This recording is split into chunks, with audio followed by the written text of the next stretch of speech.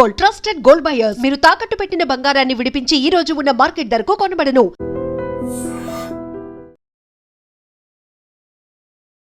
వేమలపూడి Vijay alias నందు తమ బిడ్డ మృతిపై అనేక అనుమానాలు వ్యక్తం చేస్తున్నారు ఈ కన్న తల్లిదండ్రులిద్దరు. విశాఖలోని గాజువాక కోర్మనపాలెం రాజీనగర్లో స్నేహితులతో కలిసి ఉంటున్నటువంటి ఈ నందు మృతికి సంబంధించి అసలు ఎందుకు ఎలాంటి డౌట్స్ వీళ్ళు ఎక్స్ప్రెస్ చేస్తున్నారు. ఎంతో ఒక పని చేసుకుంటూ కుటుంబాన్ని పోషించుకోవాల్సిన పరిస్థితిలో ఉంటాడు, నా కొడుకు మా ఇద్దరికి అండగా ఉంటాడు అని అనుకున్న పరిస్థితిలోనే ఇలా అబ్బాయి మృతి చెందటం అనేది ఈ తల్లిదండ్రులని తీవ్రంగా కలవరపాటుకు గురి చేస్తోంది. కన్నీళ్లు పెట్టుకుంటున్నారు, మాకు న్యాయం జరగాలి అంటూ. అసలు వీళ్ళకి వ్యక్తమవుతున్నటువంటి ఆ అనుమానాలు ఏంటి అడిగి తెలుసుకుందాం. అమ్మ, మీ పేరు తల్లి? పేరు యమలపూడి ఈశ్వర్ అండి. ఏ ఊరమ్మ మీది? పెద్ద జడుమూరు గ్రామం. ఓకే. పాడేరు జీకవీధి మండలం. ఏమైంది, ఏం జరిగింది? ఏం జరిగిందంటే ఇప్పుడు వాటర్ ఫాల్స్ సర్వీస్ సెంటర్కి వచ్చాడు మా అబ్బాయి. పోయిన నెలలో వచ్చాడు. నెల 15 రోజులు అవ్వింది. నెల పూర్తయి 15 రోజులు అవ్వింది. అయితే ఒక అమ్మాయిని ఇష్టపడ్డాడు. ఇష్టపడిన తర్వాత అమ్మాయికి ఏటి కావాలంటే అది కొనిపెట్టాడు, అన్నీ చేశాడు. ఎగ్జామ్ టైంలో ఫీజు కట్టడానికి అమౌంట్ కావాలనుకున్నా, సెల్ ఫోన్ లేదంటే సెల్ ఫోను, బట్టలు లేవంటే బట్టలు, అన్నీ చేశాడు. బాగానే ఉంది, సరదాగా ఉండింది, అన్నీ చేసింది. ఇంటికైతే మాకైతే ఇప్పటికి మేము అమ్మాయికి చూడలేదు, ఫోటోలోనే ఫోన్లోనే మాట్లాడడం. అయితే అన్నీ అయిపోయిన తర్వాత ఆవిడకి ఒక మేనబాబు ఉన్నాడని సంగతి మాకు తెలియదు, మా పిల్లడికి కూడా తెలీదు. అయితే మా బావగారు ఇబ్బంది పెట్టడము, మొత్తం కలిసి నాకు పని కావాలని ఆ లక్కన ఆ అమ్మాయి వచ్చింది ఇక్కడికి. వచ్చిన తర్వాత మరి ఏమైందో తెలీదు. వీళ్ళు పనిచేసే షెడ్లో ఉండడానికి ఆడపిల్లలకి ఎందుకు బాబు తీసుకొచ్చామని వాంటూ తిట్టాడని పైన ఇక్కడ రూమ్ తీసుకొని ఉండంటే వాళ్ళు పని కోసం వచ్చారు సారు అనేసి అంటే, సరేలేండి సార్ అయితే బయట ఉంటాం మేము అనేసి బయటకు వెళ్ళిపోయి రూమ్ తీసుకొని ఆవిడే డబ్బులు 7,000 రూపాయలు, 3,000 రూపాయలు ముందు 7,000 రూపాయలు అడ్వాన్స్ ఇచ్చి రూమ్ తీశారు. రూమ్ తీసిన తర్వాత ఆ రూమ్కి వీళ్ళు ముగ్గురు కలిసి వెళ్ళిన తర్వాత వాళ్ళ బావగారు ఇంటర్ అవ్వారు. ఇప్పుడు ఆ అమ్మాయి నందు ఇష్టపడే అమ్మాయిను, ఆ అమ్మాయి వాళ్ళ అక్క, వాళ్ళ మేనబావ. ఆ బావ ఏం చేశాడంటే, ఇప్పుడు వీడు ఇష్టపడే అమ్మాయికి, నేను ఇష్టపడే అమ్మాయికి మీ బావకి ఎందుకు రప్పెట్టావు, మీ బావని చేసుకుంటానని నువ్వెందుకు అంటున్నావు ఇప్పుడు అని అంటే, మరి వాళ్ళు ఈ అమ్మాయికి వాళ్ళ బావగారు భయపెట్టాడు. భయపెట్టిన తర్వాత మారిపోయి ముగ్గురు కలిసి నా కొడుకుని చంపేశారు. ఎక్కడ ఇప్పుడు వాళ్ళు ఉంటున్న దగ్గరికి మీ అబ్బాయి వెళ్ళాడా నందు? రూమ్ తీయమని మా అబ్బాయికే చెప్పారు. వాళ్ళు చెప్పారు, రూమ్ తీసుకున్నారు. రూమ్ తీసుకొని నలుగురు ఉన్నారు బాగానే. 5 రోజుల నుండి బయట ఉన్నారు. బయట ఉండి నిన్న మార్నింగ్ మాకు ఫోన్ చేశారు. ఎలా ఉంది మీ అబ్బాయి? మీరు చూసినప్పటికి చూసారా మీ అబ్బాయి? ఇప్పుడు వచ్చి చూడలేదు మేడం, నా కొడుక్కి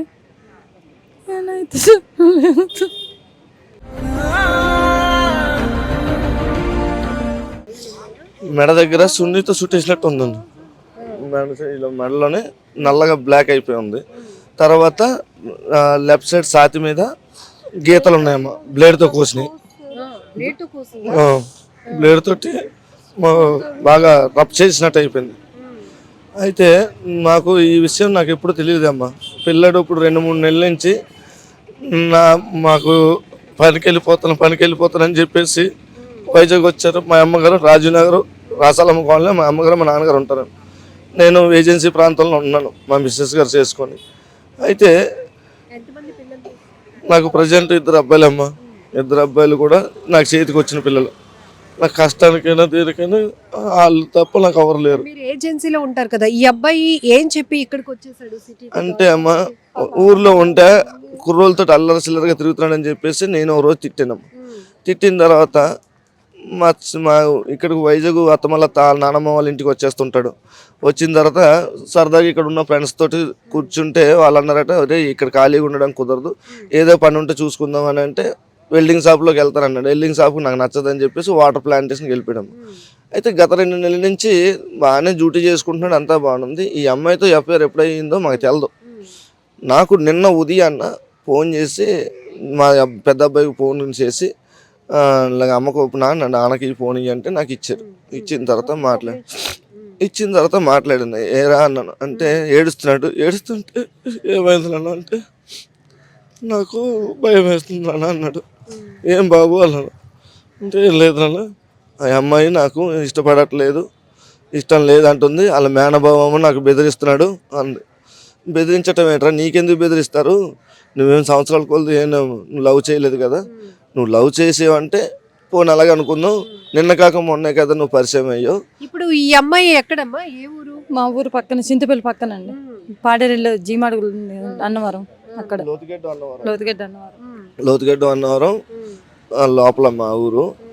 అయితే నేను అన్నాను, అయితే అమ్మాయికి ఇవ్వు ఫోన్ అని చెప్పానండి. అమ్మాయికి ఇచ్చాడు. ఇచ్చిన తర్వాత ఏమ్మా మా అబ్బాయి ఇష్టం ఉన్నాడా లేదా అని అడిగాను. ఎలా ఉంటుంది అమ్మాయి? మీరు మాట్లాడారా? నేను మాట్లాడానమ్మా, ఫోన్లోనే మాట్లాడాను. స్పష్టంగా బాగానే మాట్లాడింది. లేదు అంకుల్ నేను ఇష్టపడట్లేదు అంది. మరి ఇష్టం లేని అన్నదానివి ఎందుకు అమ్మ దగ్గర సెల్ల కొనిపించుకున్నావు, బట్టలు కొనిపించుకున్నావు, చేతికి నీకు డబ్బులు కొనిపించినట్టు మీకు ఎలా తెలుసు? చెప్పేవాడా? నాకు నిన్నే చెప్పాడమ్మా విషయం. అందరికి ఫ్రెండ్స్ కుర్రోళ్ళకి తెలుసమ్మా విషయం, నాకు తెలదు. ఎందుకంటే నాకంటే భయం కుర్రోడికి. నా ఎంత ఎత్తుంటాడు, నా మీద ఎత్తు పొడవు, బలమైన కుర్రోడు.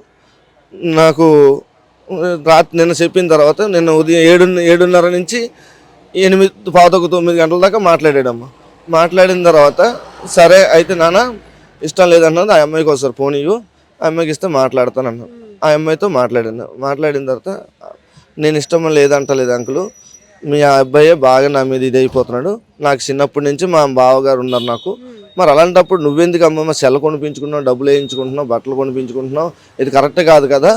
ఇష్టం లేదంటే ఇష్టం లేదని చెప్పి, లేదు ఇష్టం ఉన్నదంటే మీ ఇద్దరు కలిసి ఇంటికి రండి, మీ అమ్మగారితో నేను మాట్లాడి నేను మీకు పెళ్ళి ఏదో చేస్తాను అని చెప్పేసి అన్నాను. అన్న తర్వాత నాకు ఒక చిన్న డౌట్ వచ్చిందమ్మ, ఏమోనా ఇది ఏమైనా చేసుకుంటాడేమో అన్న భయానికి, అమ్మ మీరు ఏమైనా నా పిల్లడికైనా ఏదైనా అయితే నేను పోలీస్ కంప్లైంట్ ఇస్తానమ్మా అన్నాను. అనేసిన తర్వాత నేను మా అబ్బాయికి తీసుకొని ఫోను ఇస్తుంది. నేను ఇంకొకటి అన్నాను, అయ్యా నేను వస్తానంటారా ఇప్పుడు బయలుదేరుతాను, లేదు అంటే రేపు కానీ ఎల్లుటి కానీ వస్తానులే బాబు అని అన్నాను నేను. అంటే ఆవిడ అమ్మాయి కట్ చేసిందండి ఫోన్. ఇప్పుడు మీకు ఎన్ని గంటలకమ్మా సమాచారం వచ్చింది? ఇట్లా మీ అబ్బాయి నిన్న 2 గంటలకి ఎవరు చేశారు ఫోను? అక్కడ మా పిల్లడితో పాటు వచ్చాడు, ఏరే సెట్లో ఆ పిల్లడు చేస్తున్నాడు. ఆ పిల్లడు ఈ పిల్లడికి భోజనం పట్టుకెళ్ళడం కోసం అని వచ్చి భోజనం పట్టుకెళ్ళి చూసాడండి. చూస్తే ఇలా కూర్చోబెట్టి గోడ కొరిగేసి ఉందంట, ఇలా తలకుంచుకొని ఇలా సీలు పెట్టుకొని ఉన్నారట, కాలు చాపుకొని తువ్వాలి కాలు దగ్గర కట్టేస్తుందంట. కాలు 2 తువాలుతో కట్టేశారు. కట్టేసి ఇలా నొక్కు పెట్టి ఇలా గట్టిగా ఈ సున్ని ఇలా వెళ్ళి చంపేశారమ్మ. చేసింది అయితే ఇంకా 3 చేస్తారు నా పిల్లడికి. ఇప్పుడు ఆ ఫ్రెండ్ వచ్చి అడిగినప్పుడు వాళ్ళు ఏం చెప్పారు? లేరు, వెళ్ళిపోయారు, ఎవ్వరు లేరు. రూమ్ రెంట్ డబ్బులు ఉన్న మిగతా 3,000 కట్టేసి, ఫస్ట్ 7,000 ఇచ్చారు, తర్వాత 3,000 కట్టేసి వెంటనే వాళ్ళు వెళ్ళిపోయారంట, తలుపు తీరేసి. అవును నందు రాలేదుండు నా దగ్గరికి, ఎందుకు బామ్మర్ది రాలేదుండు, పాపం భోజనం ఏం చేసాడో లేదో, నిన్న నైట్ గొడవ అయింది, ఏమైందో ఏటో, నేను పొద్దులేసి వెళ్ళలేదు అని కరెక్ట్ 2 గంటలకు భోజనానికి ఇడిచిపెట్టిన తర్వాత పిల్లడు భోజనం పట్టుకొని వెళ్ళి చూస్తే ఇలా తలుపు దగ్గర చూస్తే, ఏరా కూర్చున్నావు, వెయిటింగ్ చేస్తున్నావా, లేగలేగా అనేసి అన్నాడు. ఎవరు లేరని సరదాగా ఉంటారు ఇద్దరు, సొంత మా చిన్న వాళ్ళ అబ్బాయి కూడా తమ్ముడు అనుకున్నాడు. తీరం చూసి బాబు అని ఇలా చేయి టచ్ చేశాడట, ఇలా అయిపోయాడు. అంటే ఇలా చేయితాడు, మళ్ళీ జబ్బగడు కూడా ఇలా అయిపోయి గవ్వాలు వాటర్ తెచ్చి మొహం కొట్టినా సురుకాలేదు. అయితే అప్పుడు వెంటనే ముక్కుదారి చేయడితే ప్రాణం పోయింది. బాబు ఏమైపోయిందో ఏటని వెంటనే మళ్ళీ సెట్ దగ్గర పారిపోయి, ఆ సెట్ దగ్గర ఇంకొక కుర్రోడికి రమ్మని చెప్పి, అప్పుడు ఆ పిల్లడి దగ్గర ఈ పిల్లడి దగ్గర ఫోన్ లేదు, ఈ ఫోన్ తీసుకొని ఆ ఇద్దరు కలిసి అప్పుడు ఫోన్ చేశారు మాకు 2 గంటలకి. సంసారం జరిగిన తర్వాత వాళ్ళకి అమ్మాయికి కానీ వాళ్ళకి ఎవరికైనా కాల్ చేస్తే వాళ్ళ ఫోన్ మాట్లాడుతూ స్విచ్ ఆపేశారు. ఈ పిల్లడి ఫోన్ కూడా పట్టిపోయారు, సిమ్ము బయట పారేశారు. ఈ పిల్లడి ఫోను పట్టిపోయారు, సిమ్ము బయట తలుపు దగ్గర పారేసిపోయారు. ఇప్పుడు ఇద్దరు మీ అబ్బాయిది అమ్మాయిది వయసు ఒకటే ఉంటుందా? లేదమ్మా, మా అబ్బాయిది 18 సంవత్సరాలు, ఆ అమ్మాయిది 23 సంవత్సరాలు. 23 సంవత్సరాల ఏజ్. అయితే అమ్మాయి నాసుకు కొద్దిగా కురసగా కనబడుతుంది, మా అబ్బాయి హైట్ ఎక్కువ, హైట్ బలమైన మనిషి. నేనే ఇంకా కుర్రలా ఉంటాను ఆ పిల్లడి దగ్గర, అంత ఎత్తులో ఉంటాడు.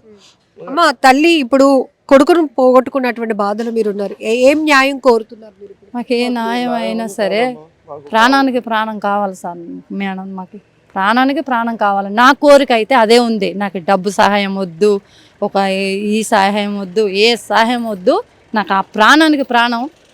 ఆ తీసిన ఓడికినా, ఆ తీసిన నమ్మక ద్రోహం చేసిన దానికి ప్రాణం తీసేయాల, అవసరమైతే నేనే తీసేస్తాను ఆవిడకి ఇద్దరికి.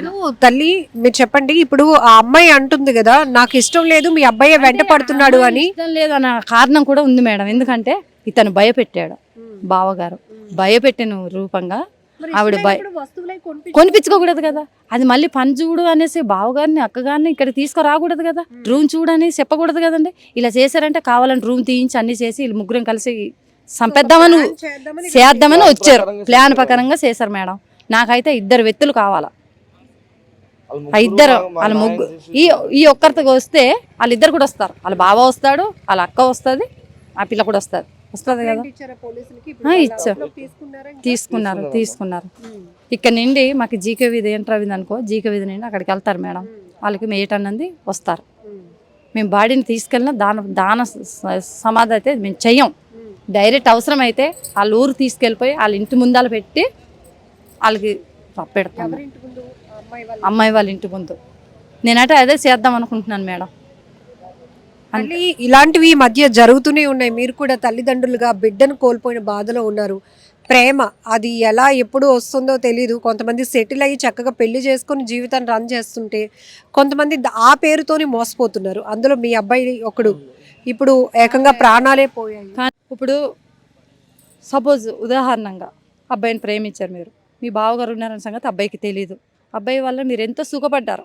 1-2 నెలలు, ఒక్క 3 నెలలకే మీకు విషయం అయిపోయి అబ్బాయి బావ వైపు మీరు వెళ్ళిపోతారా చెప్పండి మేడం? వెళ్ళిపోతారా? వెళ్ళరు కదా. పోనీలే, ఇప్పుడు వచ్చారు, ఇదిగో మా బావ ఒప్పుకోట్లేదు నందు, మనం విడిపోదాం. అలాగే ఎంతమంది లేరు మేడం, భర్త భార్యలు జీవించిన వాళ్ళు, పిల్లలు కనుక్కున్న వాళ్ళే విడిపోతున్నారు. కడుపుతో ఉన్న వాళ్ళు కూడా, కడుపు అబర్షన్ చేయించుకున్న వాళ్ళు కూడా ఉన్నారు. లేరనక్కర్లేదు కదా మేడం. నా పిల్లడికి చంపేయడం ఎందుకు? కొట్టేసి 2 దెబ్బలు. ఇదిగో నేను మాట్లాడాను, మా ఆయన మాట్లాడారు, వాళ్ళ అక్క మాట్లాడింది. ఆ ఎదవ మాట్లాడలేదు నాతోటి, ఆ పనికి మళ్ళీ ఎదవా నాతో మాట్లాడలేదు. మాట్లాడిపోతే వాళ్ళు మాట్లాడారు, ఇలా అంటున్నారు, ఇది గొడవ ఇలా ఉంది. మేమైతే గొడవ అవ్వడం అయితే మేము వెళ్ళిపోతున్నాం, మా జోలికి రావద్దని, మా చెల్లి జోలికి రావద్దని చెప్పండి మీరు అని ఒక విషయం అడగాలి కదా. లేకపోతే మీరు రండి ఇక్కడ ఏటన్నది గొడవ మాట్లాడదాం అనేది చెప్పాలి కదా మేడం. గాయాలు ఇవన్నీ నేను చూడలేదు మేడం, నాకు పంపించలేదు, నేను చూడలేదు మేడం. ఇక్కడైతే మచ్చు ఫోటోలో ఉంది, నేను చూసాను, సెల్లో చూసాను. మా అబ్బాయి అయితే మీరు ఇలా ఉన్నారు, ఇతను ఇలా ఉన్నారు, ఈ నలుగురిని ఒక చేతటి ఇలా తోస్తే అలా పడిపోతారు. అంత బలమస్తుడు, పర్సనాలిటీ. వయసు చూస్తే చిన్న 2007 పుట్టాడు అబ్బాయి. ఆధార్ కార్డులో 2004 అని ఉంది. నా ఊర్లో గొడవ మనిషి కాదమ్మా నా పిల్లలు. ఎవరు కష్టం వచ్చినా, ఏ సావులు వచ్చినా నా పిల్లలు తప్ప ఎవరు వెళ్ళరమ్మా. నాకు నా కొడుకు దూరం చేసి నాకు న్యాయం కావాలమ్మా. నాకు ఎటువంటి న్యాయం చేస్తారో మీ మీడియా వల్లే నాకు తెలియపరచాలమ్మా. అంతే. నాకు చెట్టు అంత కొడుకులమ్మా, నాకు ఒక కొడుకు అయిపోయాడు. నాకు ఎటు ఆధారం లేదు. ఇక్కడ ఈ ఘటన చూస్తుంటేనే చాలా బాధేస్తోంది. ఎందుకంటే పిల్లల్ని పోగొట్టుకుంటున్న తల్లిదండ్రులకే తెలుసు ఆ బాధ, ఆ కడుపుకోత ఎలా ఉంటుందో. టీనేజర్స్ పదే మీకు చెప్తుంది కూడా ఒకటే, ఎవరు ముక్కు ముఖం తెలియలేని వాళ్ళని నమ్మి వెళ్ళిపోతున్నారు. ప్రేమించేస్తున్నాము, వాళ్ళ కోసం ప్రాణాలైనా ఇచ్చేస్తాము అంటున్నారు. ఆ ప్రాణాలు ఇవ్వడానికి సిద్ధపడినంత ప్రేమ మీలో ఉన్నప్పుడు మీరు వెంట పడుతున్న, మీరు ప్రేమిస్తున్న వాళ్ళు, అది మగ అయినొచ్చు, ఆడవచ్చు, ఎలాంటి వాళ్ళు అనేది మీరు తెలుసుకోగలుగుతున్నారా? అసలు వాళ్ళని నమ్మి వెళ్ళిపోతున్నప్పుడు మీ ప్రాణాలకు రక్షణ ఉందా లేదా అనే ఆలోచన మీకు వస్తుందా? మీకేమైనా జరిగితే తల్లిదండ్రులు ఎంత విలవిలలాడిపోతారో కనీసం అర్థమవుతోందా? ఇప్పుడు ఏజెన్సీకి చెందిన ఈ కన్న తల్లిదండ్రులు ఇద్దరు కూడా కన్నీళ్లతో వేడుకుంటున్నది అదే. ఒకవైపు పోలీసులకు నా బిడ్డను అంత ఎత్తు ఉంటాడు, అంత బలంగా ఉన్న నా కొడుకును వాళ్ళ ముగ్గురే ప్లాన్ చేసి చంపేసి అక్కడి నుంచి వెళ్ళిపోయారు అంటూ వాళ్ళు చెప్తున్నారు. మాకు అనేక అనుమానాలు ఉన్నాయి, ఆ అనుమానాల ప్రకారంగానే కంప్లైంట్ ఇచ్చిండాం, మాకు న్యాయం చేయండి అని కోరుతూనే మరొకరు ఇలాంటి తప్పుడు ఆలోచనలకు వెళ్ళొద్దు, అసలు ప్రేమ పేరుతో జరుగుతున్నటువంటి హత్యలు, ఆత్మహత్యల విషయంలో కూడా ముందు మీరు మీకన్నా ఎక్కువగా మిమ్మల్ని ప్రేమించే మీ తల్లిదండ్రుల గురించి ఆలోచించండి అంటూ కూడా ఈ తల్లిదండ్రులు ఇద్దరూ కన్నీళ్లతో మీ అందరినీ వేడుకుంటున్నారు.